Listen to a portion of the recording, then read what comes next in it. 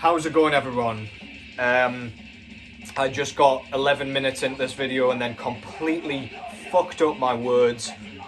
So I'm back to do this entire thing again. I figured I would just jump in and kind of give you like a Hope Day list video just while I've got a bit of free time. I thought I might as well. I'm pretty much just having to find any little amount of time where I can kind of nip in and do a quick one. This one is going to be a bit of a fun one. It's not going to be taken too seriously. I'm not really going to rank these kind of perfectly. I've got a couple of favourites in here which I will highlight as I'm going along, but yeah, this is kind of a few of my favourites, and the actual focal point that I'm going to be talking about is my favourite tracks in my collection, and therefore of all time, I guess. If I don't have it on vinyl, it will not appear in this list. I might mention a couple that I would be putting on this list if I did indeed have them on physical format, or I guess the vinyl format. But yeah, so I'm not actually going to be listing this necessarily. I've just pulled out 10 records that kind of have a track on them that I particularly love, if that made any fucking sense. I'm not going back now. Yeah, so without further ado, what's going on in the background? Knobbed it again with the jewel case, but you can pretty much see. This is Demolition Hammer out of New York with their debut full-length album from 1990 entitled Tortured Existence. A slightly later entry into the thrash metal subgenre, but an absolute staple nevertheless. This one kind of creeps towards the death metal spectrum, I would argue. It's just really kind of distorted. There's just something about the production as well, like the drumming. It's just really kind of reminiscent of the early death metal scene, which I suppose kind of came around at a similar time as when this came out. Vocals are really kind of weird. They're kind of yelled, but with a kind of really goblin-esque, croaky sort of appeal to them. Solos are blistering, if you can't hear that goddamn thing going on in the background. And the rhythm guitar riffs absolutely rule the roost here. A splendid album from front to back, an absolute classic, an album that I really would like on vinyl at some point. They need a repress. But yeah, for now, go and check that out. Demolition Hammer, Tortured Existence. I don't see that one mentioned too often, unfortunately. But yeah, if you like your thrash metal on the extreme side, go and grab that, or go and at least listen to it. Okay, so I'll just jump in with the first track that I'd like to talk about. So as I say, no particular order up until like the very end, I suppose. The first one that I would like to talk about is a track that doesn't really fit on this album. So the album here is Edge of Sanity's The Spectral Sorrows. This is inherently a progressive Swedish death metal album. Buzzsaw guitars, very unusual, stop-starty, kind of transitions all over the shop. But the fourth from last track, Sacrificed, comes out of nowhere as this just epic gothic metal track. Kind of in a similar vein to something like Typo Negative. It seems like a bit of a kind of homage to said band. Dan Sueno's kind of low, clean vocals in a similar kind of vein to Peter Steele of Typo Negative. They just kind of fill your ears with like pure joy. It just sounds really classic. But the fact that it just comes out of nowhere, takes you entirely by surprise, just makes the track so much cooler in my opinion. It's really catchy, it'll get stuck in your head for God knows how long. But yeah, it'll just have you kind of rewinding it to be like, just to make sure that that really happened on this death metal album. It comes out of nowhere, as I say, huge surprise, really bizarre kind of choice. That's the kind of track that a band would generally throw at the end of an album just as a little palate cleanse, but not this band. They just fucking lumped it in there, and it's absolutely great. It was a fantastic stylistic choice that I'm really pleased they went for.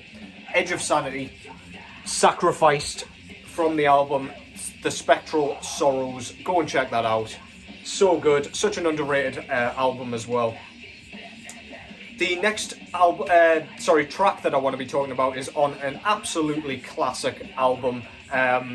Undeniably classic. So the band is, of course, Metallica, with their debut full-length album, Kill 'Em All. The track that I really, really wanted to talk about off this album is the track Whiplash. Now, this album has no shortage of high-voltage guitar solos. Kirk Hammett has an absolute ball on this thing. It sounds like he's just been given free rein to shred his ass off. And that's exactly what he does on every single track. A lot of them can kind of blend together, and you don't really know which track you're listening to if you're going to kind of approach them separately. But the track Whiplash has a unique kind of structure into it. The chorus section is kind of a pseudo-chorus, if you will. James Hetfield just screams Whiplash as silence breaks, and then it just breaks back into the kind of main rhythm riff. However, the guitar solo, the solo kind of initiates, and then it kind of starts to come to a close, and you're like, okay, that was cool, but just another solo. Then James Hetfield screams Whiplash, a cappella, no music going on, and then it just drops straight back into a mind-melting solo. You end up on the floor in a pile of your own brains. Absolutely fantastic, electrifying. You will be unable to ignore it if you just throw this album on and you're just kind of not concentrating. It's the kind of thing that will just make you look up and just grin. It's an absolute solo lover's dream, a thrash lover's dream. If you haven't checked this out somehow, A, you're fucking up, and B, please go and do it now. Awesome stuff. That's Whiplash by Metallica from the album Kill 'Em All. Some of their best work to date, in my opinion. Okay, next up is an album that I personally hold very, very near and dear to my heart. This is an undeniable classic in itself as well. This is Danish band King Diamond with their third full-length album. I could have gotten that entirely wrong, so don't quote me on that. I'll correct it in the description if it is. Entitled Abigail. This is heavy metal written to perfection as an album. If you're not familiar with King Diamond is also the main man, the front man, and he is very well known for his ridiculously high-pitched falsetto vocals. So if you take kind of Rob Halford's high kind of falsetto, but multiply it tenfold, you end up with King Diamond. So you can just maintain it for an entire album. They're not just used as kind of sentence like finishers or like any sort of space fillers. They are used for verse after verse. The track that I want to talk about on here is the track Abigail, on which I think King Diamond releases and unleashes some of his greatest vocal work ever. The track itself, it kind of dots between different characters. So he plays a kind of spirit that's possessed somebody called Abigail, and for that spirit he uses the falsetto vocals, and then he's got these kind of low, almost raspy, harsh vocals. Not quite harsh, but like they're really creepy, and they kind of cut through the mix, and he uses those vocals for the human characters, I guess. Really unusual. It's like a storyteller's album, as all of their albums are. They're all kind of conceptual to a degree. But yeah, that track is absolutely fantastic. So well written. Great musicianship again. Another track that will just get stuck in your head for days. It is ridiculous, but it's not one of those tracks that gets on your nerves as well. It'll just make you want to listen to it again and again and again. King Diamond, Abigail, from the album, Abigail. Please go and check that out. One of my absolute favourites of the subgenre and of the genre in general, I would say. Next up, sorry as I take this out of the plastic sleeve. This next one is quite a recent one, and actually I didn't do my homework to see which release this was off, because this is indeed a compilation album. So the band that I'm going to be talking about here is the band Taruka. I'm never sure on that Slavic pronunciation, but I attempted it. Don't shoot me. This is the compilation album, A Few Lines in Archaic Ukrainian. This is a compilation of several kind of split releases and like shorter releases that they've kind of unleashed throughout their career, and they've whacked all of the Taruka tracks onto here. The track that I'd like to talk about came off a release called Betrayed by the Sun, and the track is called His 24th Spring. Now, if you're not familiar with Taruka in general, they are an atmospheric black metal project out of Ukraine. Very repetitive kind of musicianship, so the riffs, they just kind of stick with a great idea and just ride with it. Really, really, really unique. You can tell immediately who it is as soon as you hear it. But on His 24th Spring, there is this kind of, a lot of it's kind of brooding and crawling, and there's nothing too speed driven on that track.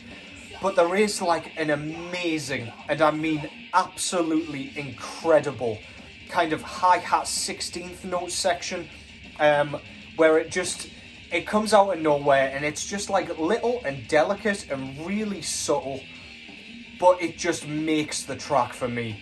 It makes it one of the most beautiful listens of this band's discography. Yeah, it is basically just that good. That little moment of like flair from the drummer, I believe he's called Vlad, maybe? Yeah, it just makes that entire track.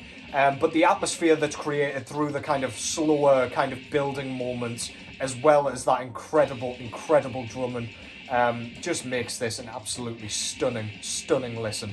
I can't recommend any of these tracks enough, to be honest. The other track from that very same release, entitled Autumn in Sepia, is another great track, and again, it is the drumming that kind of makes that track. There's some like cannon fire double bass work on that, and it's just brilliant.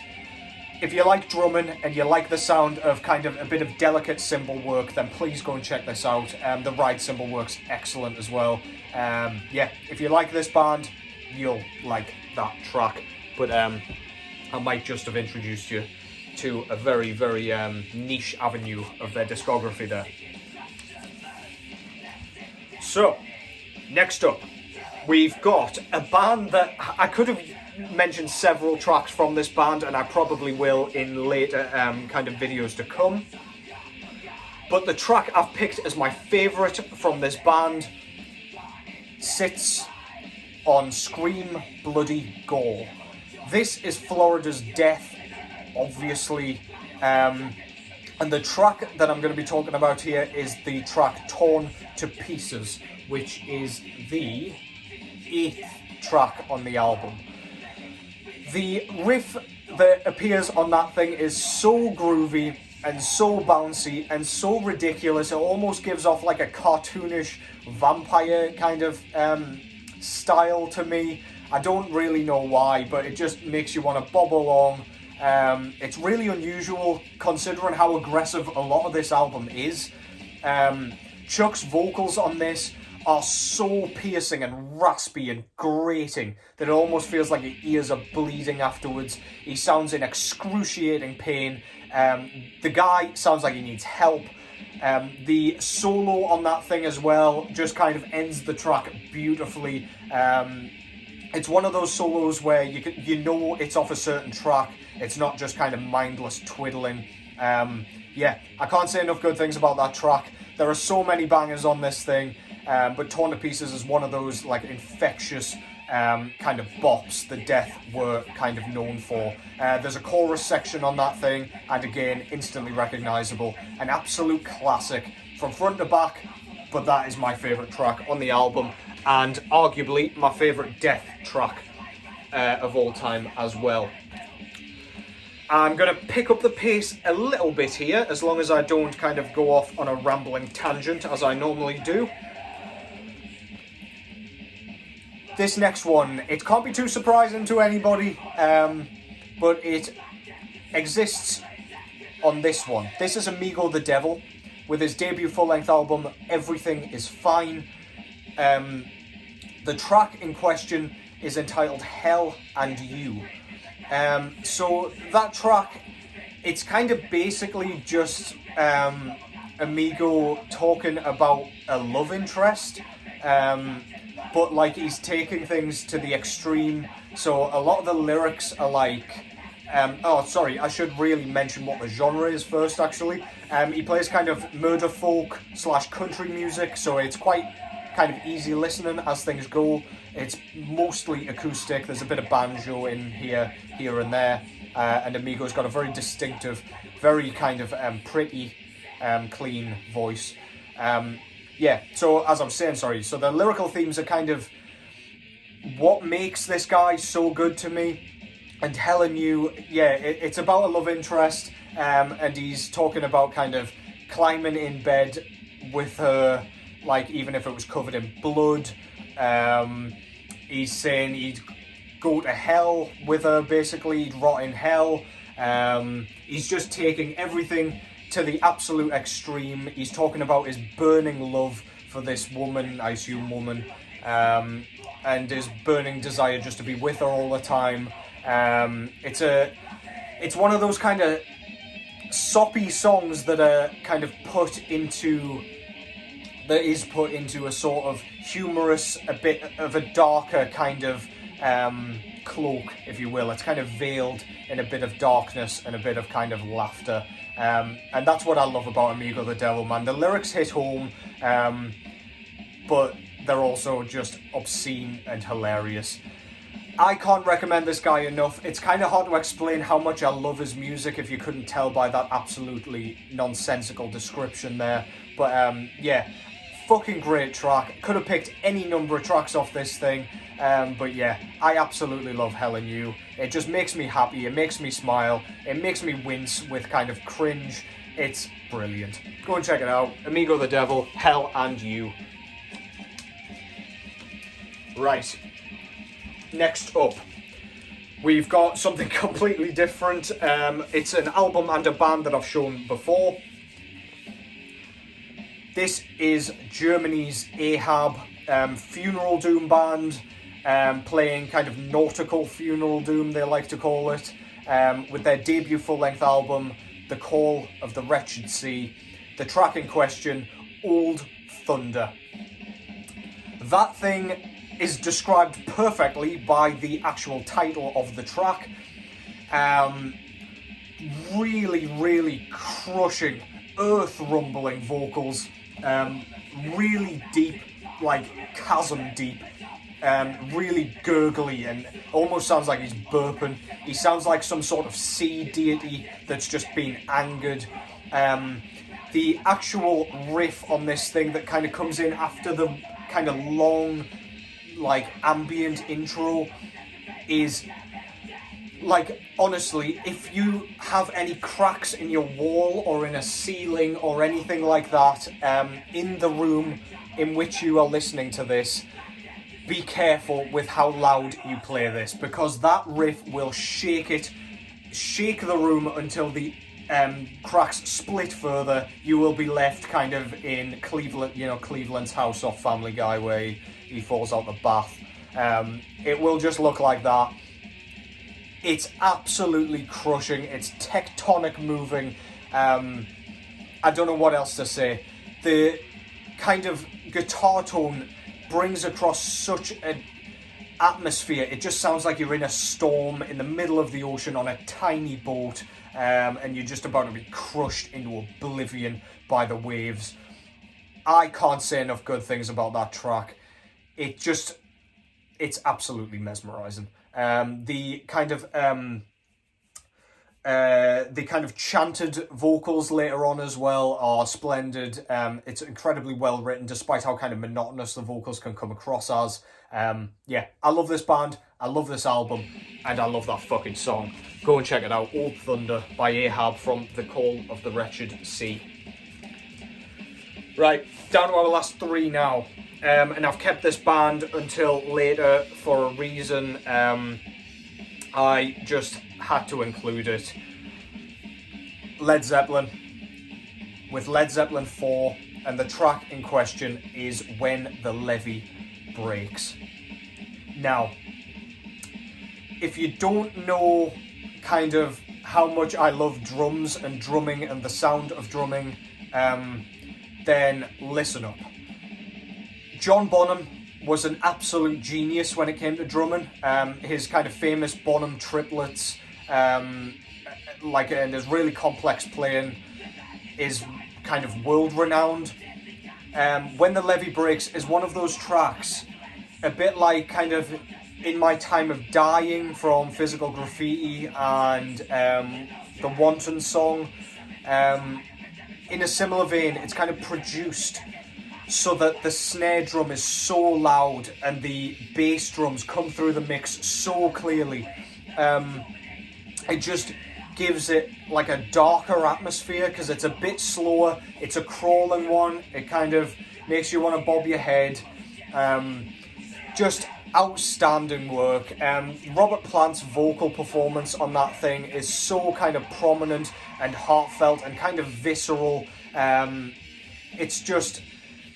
It's kind of just an atmospheric track that I just can't get enough of, and it's mainly down to the drums and vocal performance. The guitars are kind of simplistic. I think there's a bit of slide guitar on there, but yeah, as I say, it's the two components which gel together, which makes that track so memorable to me. That's Led Zeppelin with When the Levee Breaks. Every track on that is a banger, and I will not hear otherwise. But yeah, go and check it out. Right, I've pulled out two records for this one because there are two different versions of this particular track that both deserve mentioning in their own right. So, I will first of all say that the track in question is Freezing Moon by Mayhem. So this is one of the two tracks that I said would absolutely be kind of on top of the list if I was going to actually rank them. First black metal track I ever heard, if I remember correctly, and the creepiest goddamn thing I've ever heard, probably to date. It freaked me out as a kid when I heard it. Something about it, it's so unsettling and so kind of creepy. It's very vampiric and kind of, I don't know, man. It's just gross. It feels like you're in a graveyard and there's kind of dead bodies unearthing themselves around you. Incredible kind of musicianship. The drumming is splendid. It's almost a bit death metal kind of centric. That's what it reminds me of because it's quite well produced as well, especially for the early black metal stuff. Attila's vocals are so bizarre and so weird that it just makes you like scrunch your face up with kind of disbelief at kind of how he sounds. He doesn't sound human. He kind of has an operatic kind of style going on here with a kind of moan. It's like a raspy moan that he does. It's like it comes across like that. That probably sounded horrible. But yeah, it just sounds gross, it sounds gruesome, it sounds like the soundtrack to your worst nightmares. The solo on this thing sounds so out of tune, but it sounds so perfect with the rest of the music and with the atmosphere. If you weren't creeped out prior to the solo, it just kind of adds to it. It's got like a kind of church bell kind of ring to it. Or at least that's the vibe I get. It probably sounds fuck all like that, but yeah. Anyway, I'm going to stop kind of butchering the description. This is fantastic. This album's great, but that track, Freezing Moon, is unquestionably up there with my favourite tracks of all time and absolutely in my collection. The other version of it that I would recommend you go and check out is the version from this. This is their live album, Live in Leipzig. Dead on vocals, the infamous Dead, Per Ulan, I believe he was called. One of the few recordings that had this guy on before he unfortunately blew his own brains out. His vocals take an entirely different approach. They're kind of more traditional for black metal, but this recording's so kind of grainy and lo-fi, and it just kind of gives it an even creepier edge to the other one. So yeah, still go and check both of those versions out. They almost sound like different tracks, but man, they're both fantastic. And the final one, quickly, that I would like to talk about, more King Diamond, but this time with his kind of first band, Merciful Fate, on Don't Break the Oath. The track that I'm talking about is the very first track, A Dangerous Meeting. One of the catchiest heavy metal tracks of all time. King Diamond's vocals are fantastic. He uses his kind of more grating vocals a little bit more on this, and uses the highs for like the hooks, which I really, really love. It makes the album so goddamn catchy, but it makes that track so good. It's so well arranged. I don't know if he kind of purposefully did that and decided I'm going to sing this bit like this and this bit like this, but it really does sound like that way. So good, great riff, unforgettable riff, fantastic solo, standard structuring for heavy metal, but King Diamond's kind of vocal passages all the way through this album, to be fair, are nothing short of perfection. This is a 10 out of 10 record if ever there was one, and a near perfect track in my opinion. So yeah, this would absolutely be in my top 3 tracks of all time, with Freezing Moon and another track which I do not have on vinyl or indeed on CD, but the other one would be Where Dead Angels Lie by Dissection from the album Storm of the Light's Bane. But yeah, the rest of those tracks, perfect. They're tracks that I like to throw on every now and then. I rarely listen to just kind of plain tracks like by themselves. I'm more of an albums guy. But yeah, if ever I do, these are the tracks that I love to just throw on and listen to again and again and again. There are so many more brilliant tracks in amongst this pile of records behind me and indeed over there. So I will probably do another edition of this at some point. I hope that wasn't too long and fucking boring, because I realise I probably rambled, because I don't script these goddamn things. I just talk straight off the cuff, so if it makes sense, it makes sense. If it doesn't, apologies. Let me know what you thought about that in the comments. Give me your thoughts on your own kind of picks for your favourite tracks of all time, whatever genre, doesn't matter. I'm all about hearing it. But yeah, so I'll try and come back with another video maybe tomorrow night if I've got time. If not, it will certainly come on Friday. But yeah, nice to see us again. Thanks for watching. As always, the support has continued to be absolutely ridiculous. I cannot thank you enough. It's surpassed all expectations. Until next time though, take care, and I'll catch you in the next one.